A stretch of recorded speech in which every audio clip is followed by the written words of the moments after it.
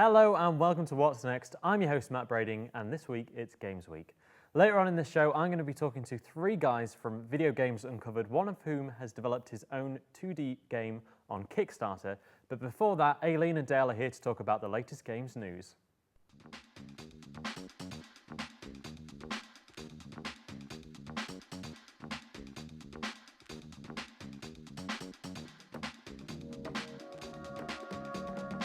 Hitman Absolution came out yesterday, the 20th of November, to Xbox 360, PS3 and PC. The game follows Agent 47 and how he's betrayed by those he once trusted. Now hunted by the police, 47 travels through various places of the USA and suddenly finds himself in the centre of a dark conspiracy. He must embark on a personal journey through a corrupt and twisted world in his search for the truth. Based on the entire Lord of the Rings trilogy, LEGO Lord of the Rings is the next installment of the LEGO video game franchise. The game follows the same humour and enjoyable gameplay as the other LEGO games, but with a few new features, such as voice characters and the abilities for the player to explore the open world of Middle-earth. Each of the characters have an inventory to collect new and better items. There are more than 80 playable characters, including Frodo, Gandalf, Legolas, and many others to discover and unlock, including a character who appears in the books but never appeared in the film trilogy. LEGO Lord of the Rings comes out on the 23rd of November to Wii, 360, PS3, PC, DS, 3DS and PS Vita. The 30th of November shows the release of the Wii U, the next generation of Nintendo products. One of the first games to be released with this console is Zombie U. The game is set in Britain when 400 years ago a Welsh astronomer creates an apocalyptic prophecy known as the Black Prophecy, which will be fulfilled in the year 2012. In November 2012, the Black Prophecy begins to be realised in the form of a zombie outbreak. Survivors hide in a bunker, with one, the player, being chosen to confront the zombies. The game is controlled using the Wii U gamepad, which has various context-sensitive uses, such as assisting in aiming certain weapons and unlocking doors. Its most common use is to be access to the survivor's bug-out bag, which is used to store various items and weapons, although the player is vulnerable whilst attempting to use the bag. Okay, so we are now going to do the news. Hi guys, this is Dale. He's a new presenter. Hello Dale. Right, so I'll go ahead and get started with Grand Theft Auto 5. A new trailer has been released and it's been revealed that you can play as 3 characters this time, whereas the usual one. Now Dale, you always get to the edge of the seat whenever we talk about this, so why don't you start? Well, I'm a big fan of the Grand Theft Auto games. I saw the trailer actually and I was gobsmacked. It was just amazing. Yeah. A personal favourite part of mine was jumping out of a helicopter in an SUV and then jumping out of that, just for the sake of it. It's the sort of thing you need to do, you know? At least once in your life. Yeah, exactly. Yeah, but I do like the idea of 3 characters you can swap in the middle of missions. Yeah. And it just makes it so much more, there's so much more you could do. Like, rather than usually in like multiplayer games, you'd just be walking down the same road, just killing the same people. Whereas this time you split up, you've got different objectives to do. And I really like that because I've put some thought into it. Yeah, I think that's going to be awesome. I'm really looking forward to that, like switching randomly between people. Aileen, what do you think about it? Well, I know there's been quite a few in the Grand Theft Auto franchise, but you would think that they're like milking a dead horse or whatever. I've forgotten the phrase, but but the fact that they've put that you can use 3 characters throughout, which is like a new feature for them. So it's kind of not, it's just putting a new thing out there for them, which is really good. And they've announced like the map is going to be like the size of GTA 4, GTA San Andreas and Red Dead Redemption combined, which is like huge. I'm really looking forward to it, I can't wait. Right, so Dale, you ready to catch? See if we can do this. Oh. That was pretty cool. All right, so Modern Warfare 4 in 2013. Voice actor Bill Murray, who plays Captain Price, reportedly confirmed for Modern Warfare 4. Murray later denied having said anything on the matter. Oh, okay. Interesting. Yeah, because he was quoted saying, "Yeah, I'm going to go meet the company on Monday to work on Modern Warfare 4." But then, when that leaked onto the internet or something, like everyone got obsessed with reporting about it, he then had to deny it because nobody else said anything about it. Yeah. So It's kind of a weird one because, like, it seems likely that they would be doing Modern Warfare 4 with him in it. Yeah. But at the same time, You've yes, always you're got to right. have some sort of big name in it, and I really like Bill Murray's voice, so it's certainly keep me entertained while watching, Yeah. while playing. I mean, I don't think there's any doubt that they're going to make Modern Warfare 4. I really don't, but who knows what's going to be in it. Anyway, Yeah. right, Aileen, are you ready to catch? Okay, it's quite far. Nearly. Sorry. Ugh, got it. Right, okay. Mega Man is returning. The past 2 years, Capcom has cancelled Mega Man Legends 3, and Mega Man Capcom is not going to rush to announce any new Mega Man projects before the time is appropriate. Okay. So about 2 years ago, they were going to release Mega Man Legends 3, and then they cancelled at the last minute, and then a load of fans went crazy on Facebook, making one of those pages of like, oh, bring it back. Yeah. But that's the last I've heard of it, to be honest. Yeah. Well, Facebook fan pages don't always work. Yeah, their goal was to get 100,000, and I think in about 2011, they had 36,000. So I don't know what it's like now, but... They always try something with it, but I mean, the Mega Man series, it's difficult, but it's just the right amount of difficulty. Yeah. I mean, I think it's had tons of sequels. I mean, it's gone on to X and all this stuff, so it's, I think at least probably like 12, Yeah. at least. So they're not in a rush to make another one. Well, I wouldn't say in a rush, but it would be good to see a new game release. But just if they rush it, they might just release it and just have it fail apparently miserably. They planned it far enough to announce it to the public in the first place, like a few years ago. And then when they cancelled it, I don't know why they did, but so obviously they thought that far. It suggests that they're going to do it anyway at some point. Yeah. So No. Yeah, Anyway, that's all we've got time for in the news. Thanks, guys. We are now going to be having the latest tech review from Mr. Dale Collier-Woods.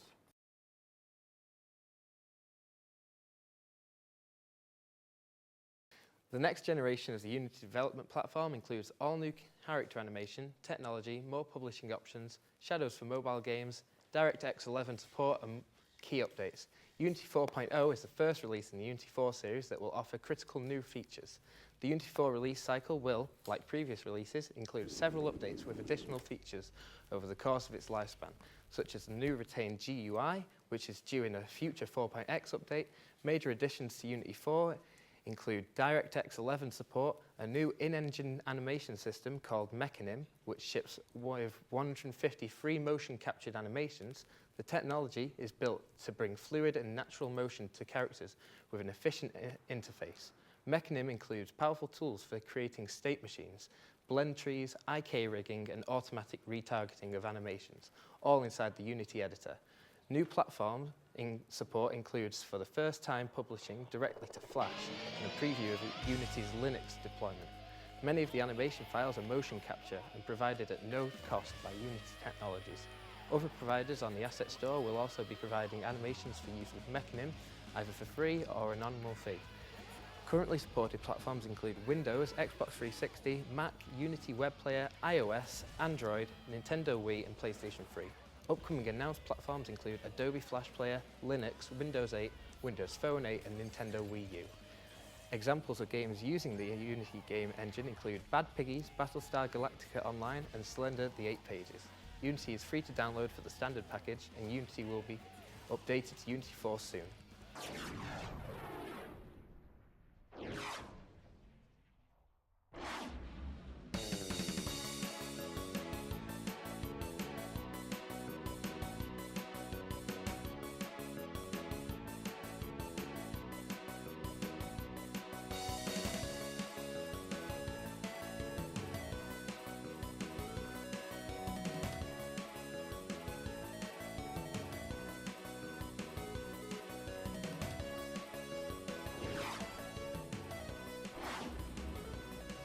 We're part of a video games news and reviews website called Video Games Uncovered, or VGU for short, and we do a range of things really, between sort of obviously the latest games news to the latest reviews, but we also run games events for games companies as well.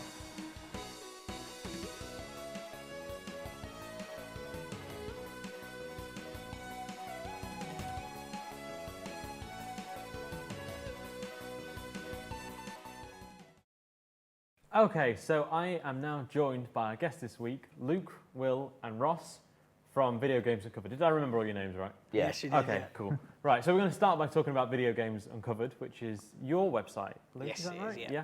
Why don't you tell us a little bit about it? Well, Video Games Uncovered basically first started as more of a blog, but then sort of built upon itself. And then when we got our first partnership with Nintendo, it then sort of went on to be a bit more and sort of turned it into its own entity. And we deal from news, reviews, previews. We also do games events for companies as well.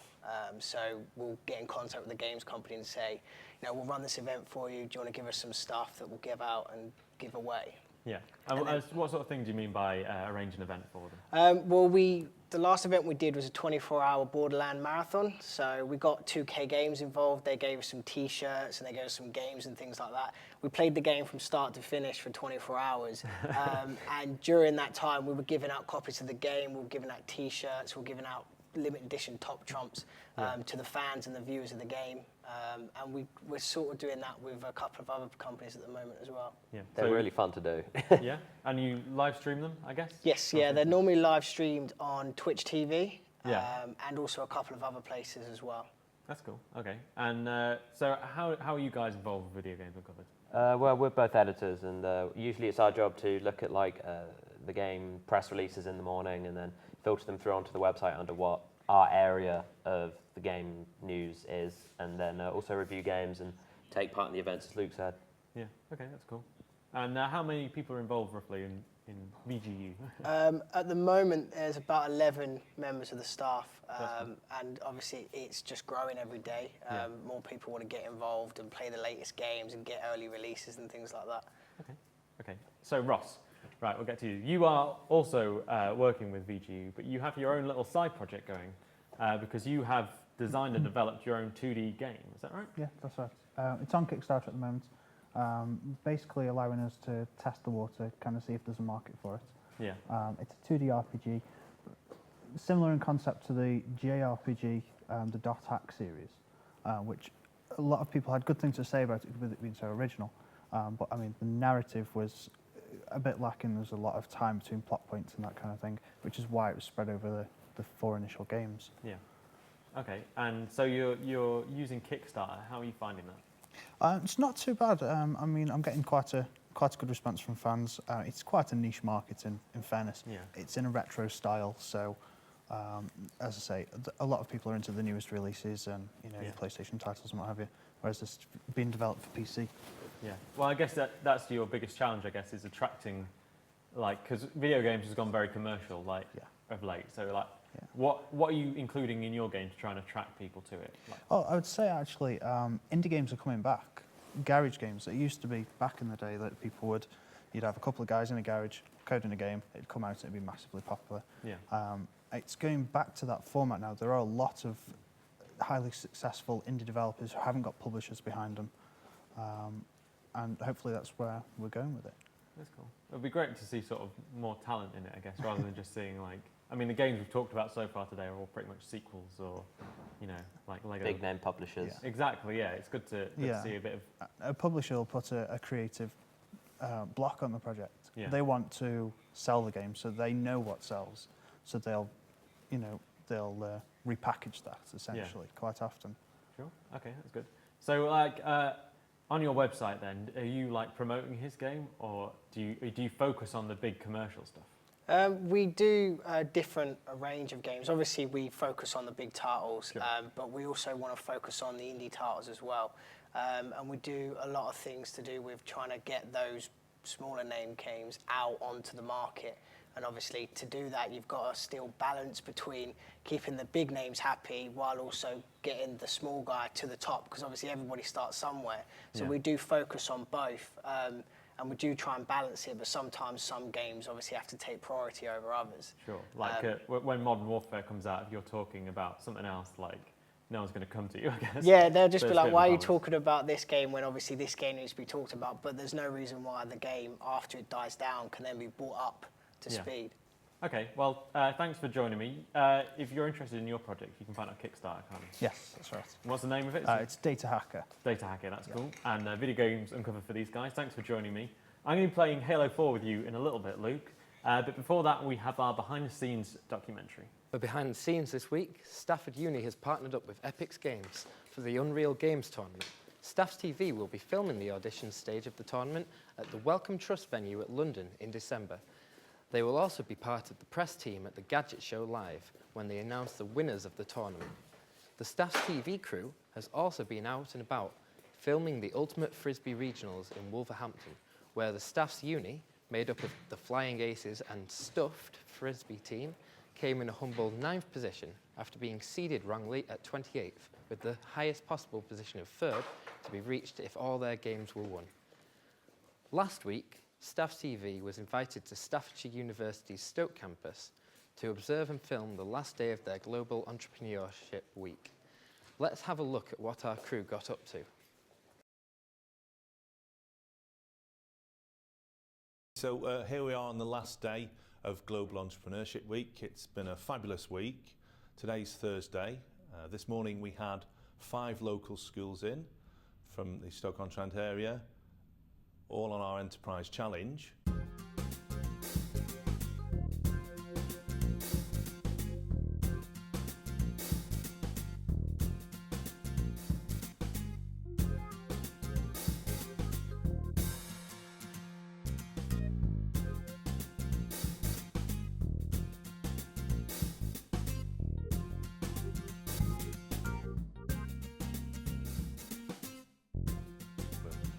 We've had some superb presentations from the 5 local schools.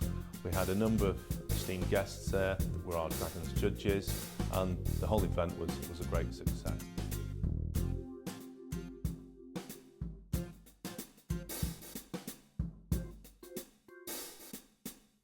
Okay, so I'm now here with you, Luke, playing Halo 4. While I'm playing, you're going to talk us through it a little bit. So this only came out a few weeks ago, didn't it? Yes, I think it came out about November 8th Okay. for the people in the UK. And obviously, as you can see, you're looking at a nice new sort of take on the Halo franchise. Yeah. It's kind of gone back to the old because obviously you're now playing as Master Chief again. So that's obviously brought it back up for a lot of the really die-hard Halo fans that want to play as, you know, the main protagonist, the Spartan soldier that just takes everything in his stride. Well, I think we found out so far today that I am not that person. I'm terrible at this game. Like these little buggy things, they don't look that scary, but they seem to keep killing me. Which I don't think is fair, you know. I'm just here to have some fun. So what's sort of new in this game? Well, they've obviously updated the graphics. Everything looks very new, very shiny, but they've got the sort of the old feel of the game as well. So obviously you've got the gun that you just had out was the Needler. Yeah. Still looks the same, but obviously it looks a lot shinier, it looks a lot more high tech. You have actually got new enemies called the Prometheans in this one. Yeah. But you've also got old enemies as well. So you are playing against the Covenant, which is now called the Storm Covenant. So you are sort of mixing a bit of old and new together. Yeah. And obviously the gameplay, you've got a nice new campaign, you've got new multiplayer, which is what a lot of people obviously buy Halo for. They want the multiplayer, they want to go and get hundreds of hours, you know, on all these different maps and, you know, going against all these different people. Okay, right. I'm trying to get into this turret here. I keep jumping away from it. What button is it? Try B. Got it. I got it. Exact. Obviously the AI is obviously a lot better in this. It's going to prove a lot more of a challenge, probably a lot more of a challenge for you at the it's moment. because the AI is improved. It's not because of me. So yeah, it seems a lot like a classic Halo game, I guess, which is good because this is the first one not developed by the original. Bungie, yeah. This is actually being developed by 343 Industries, which is a subsidiary of Microsoft.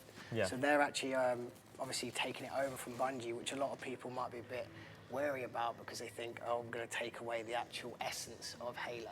Yeah. But so far, they've actually done it quite good justice. Yeah, I mean, it seems like a real Halo game. Anyway, I think that's all the time we've got for. Obviously, this is pretty much brand new. So if you like the look of it, if you like Halo, come and buy this, I guess. Yeah. Anyway, that's all we've got time for this week on What's Next. Thanks for watching. Thanks for joining me, Luke. No problem. And we'll be back next week.